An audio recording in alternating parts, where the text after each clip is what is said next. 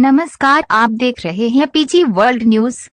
प्रयागराज से खत्री समाज की जुड़ी एक बड़ी खबर, जहां खत्री समाज को एकजुट करने और राष्ट्रीय स्तर पर मजबूत पहचान दिलाने के उद्देश्य से अखिल भारतीय खत्री क्षत्रिय महासभा पंजीकृत द्वारा एक अहम प्रेस वार्ता आयोजित की गई।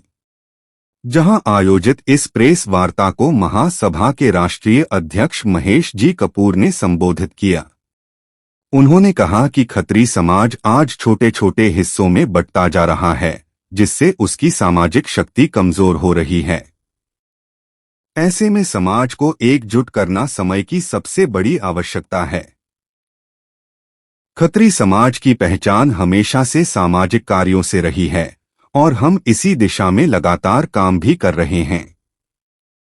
महेश कपूर ने ये भी बताया कि महिलाओं को आत्मनिर्भर बनाने के लिए ब्यूटिशियन कोर्स के जरिए बलिया से लेकर प्रयागराज तक हजारों छात्राओं को प्रशिक्षण दिया गया है। इसके अलावा भारतीय संस्कृति और संस्कारों को बचाने के लिए संस्कृत भाषा के प्रचार प्रसार का अभियान भी चलाया जा रहा है। उन्होंने अपने 2013 से 2016 तक के कार्यकाल का जिक्र करते हुए बताया कि इस दौरान कई राज्यों में सामाजिक कार्यक्रम सफलतापूर्वक संचालित किए गए। पिछले 10 वर्षों में हजारों लड़कियों को निःशुल्क सिलाई, कढ़ाई और अन्य कौशल प्रशिक्षण देकर रोजगार के योग्य भी बनाया गया है।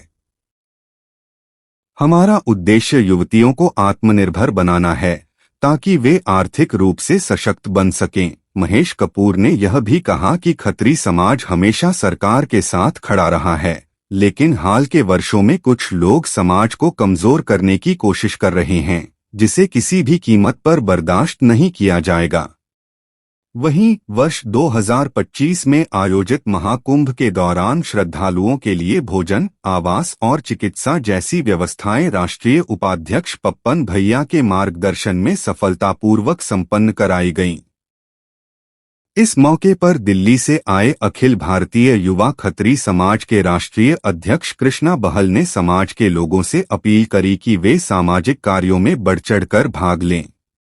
साथ ही उन्होंने प्रयागराज को भारत की धार्मिक राजधानी घोषित करने की मांग का समर्थन करने का आह्वान भी किया। समाज के हर व्यक्ति को आगे आकर जरूरतमंदों की मदद करनी चाहिए और इस मुहिम को मजबूत बनाना चाहिए।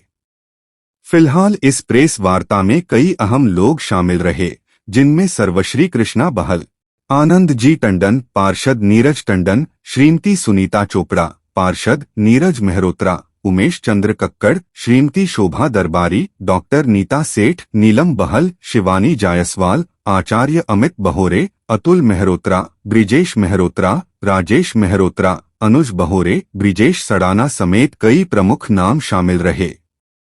तो कुल मिलाकर देखा जाए तो खत्री समाज को एकजुट करने और सामाजिक रूप से सशक्त बनाने की दिशा में ये पहल एक महत्वपूर्ण कदम माना जा रहा है। समाज एक छतरी की तरह है, जिसकी अलग अलग तीलियां एक साथ होके इकट्ठी हैं, और हमारा संविधान जो खत्री समाज का संविधान है वो एक है, अलग अलग नहीं।